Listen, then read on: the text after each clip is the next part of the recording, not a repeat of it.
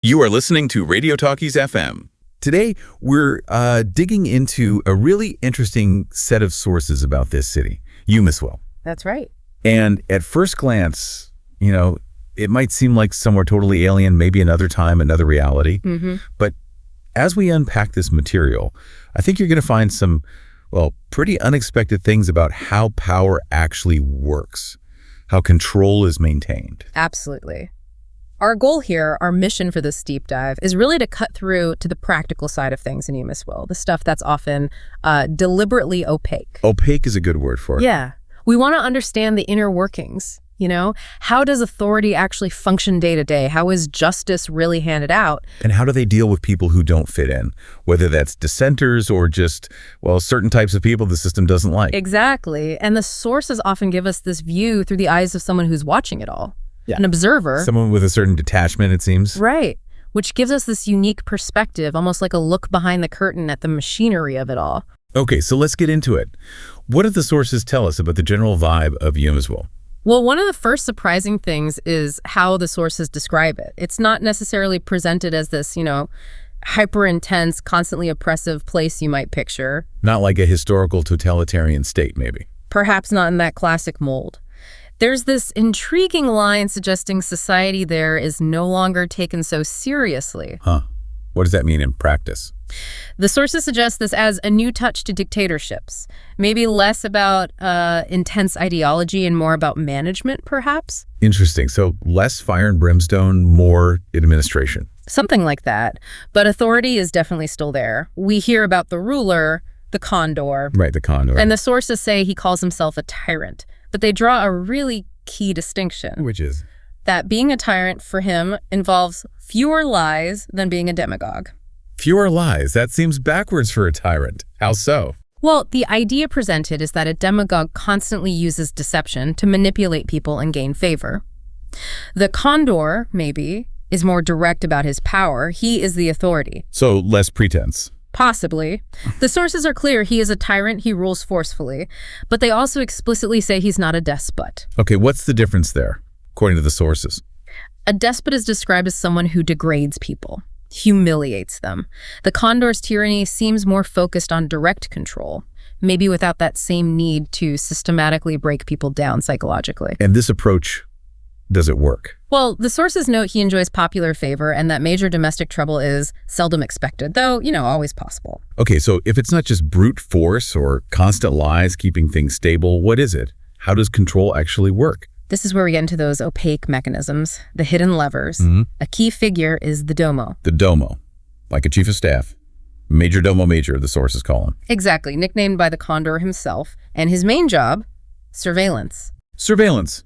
Okay, that's not surprising in this kind of setup, but the sources describe his methods in a particular way, don't they? They do. It's not just a straightforward spy agency. He uses confidential agents, sure, right down to the military battalions. I didn't know. But then, and this is crucial, the sources add there are others who watch over those agents. Watchers watching the watchers, a classic technique. Yes, but what's really striking is how the sources describe this whole system. They call it casual. Casual? How can layers of surveillance watching the watchers be casual? That seems intense. I think casual here might mean it's not like a rigid, formal, bureaucratic spy apparatus. It's maybe more ingrained, more informal, less like a visible institution. Like a web rather than a machine. Perhaps. Pervasive, definitely reaching deep, but maybe operating through connections and favors, not just official channels. It's just the way things are done. Less cloak and dagger.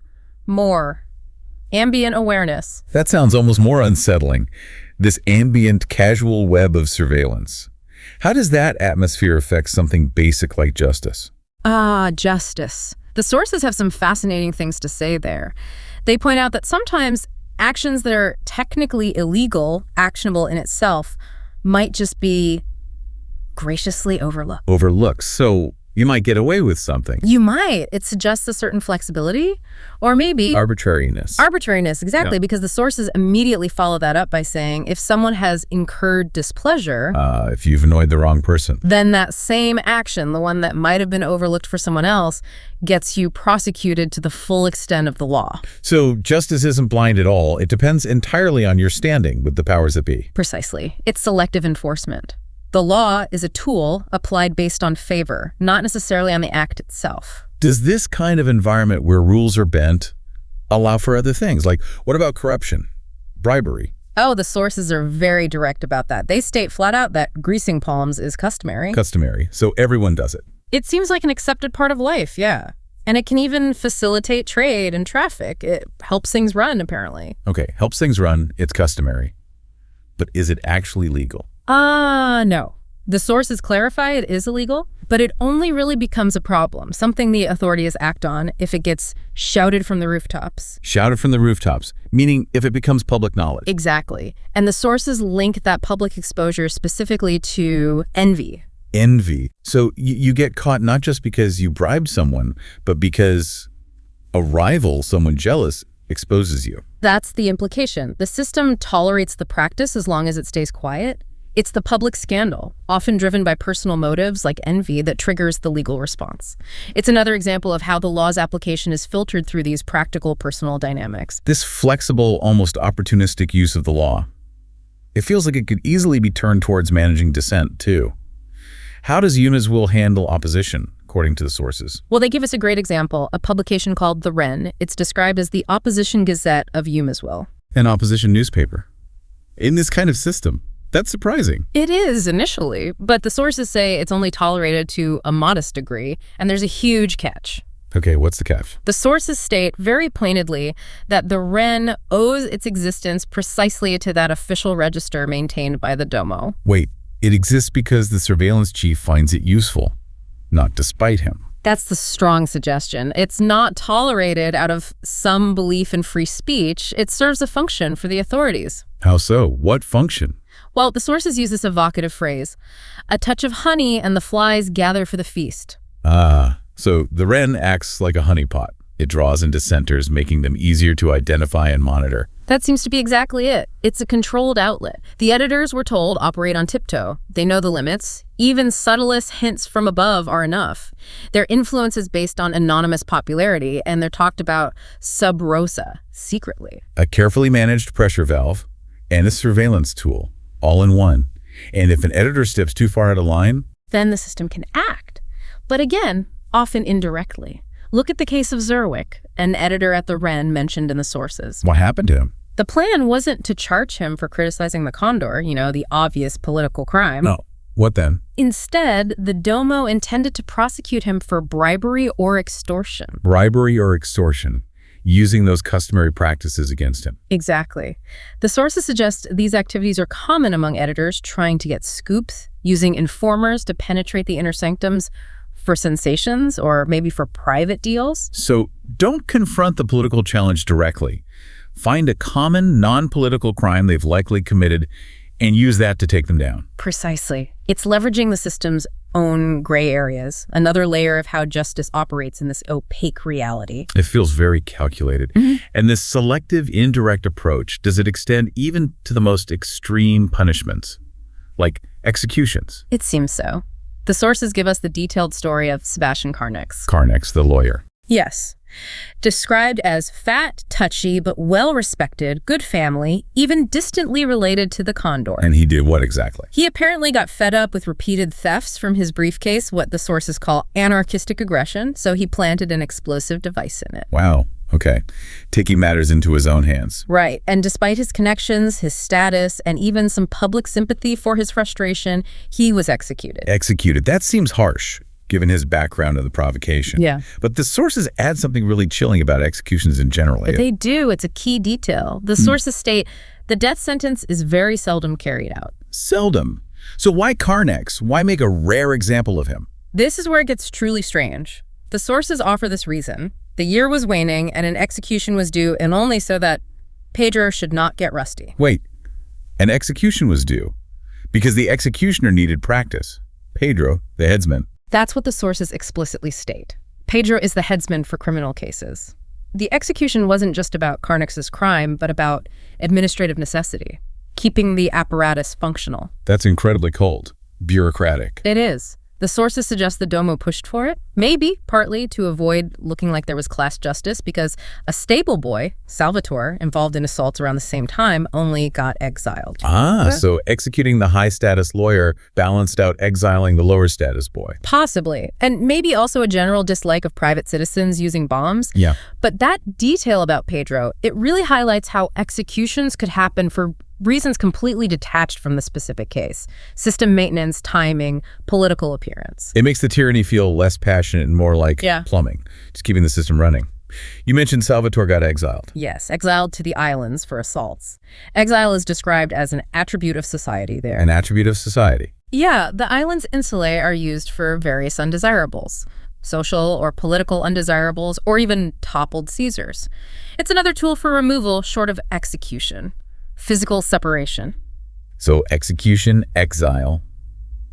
And the sources even suggest they try to catch problems before they start by identifying certain types of people. Well, this brings us to psychometric testing. The sources mention a chemistry student, Nut Dahlin. And what about him?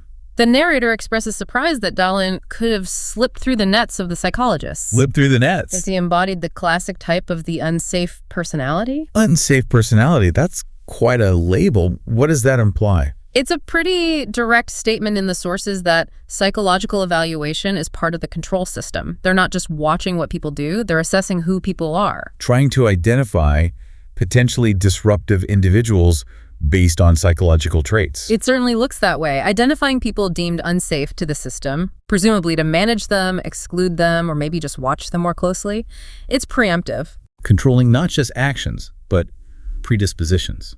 Sorting people by their psychological profile. That's what the sources strongly suggest. It adds this whole other dimension to how power works in Eumeswil. It's not just overt force or surveillance of actions, but this attempt to manage society at the level of personality type. And weaving through all these observations, the surveillance, the selective justice, the managed dissent, the weirdly administrative executions, the psychological screening is the perspective of the narrator.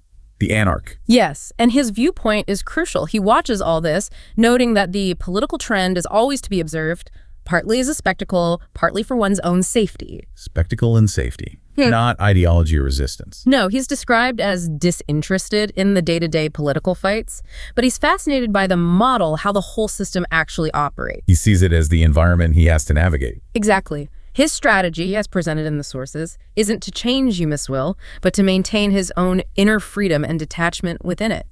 He observes from the night bar, the luminar. Figures out the real rules, however opaque or arbitrary they are. And plays his own game accordingly.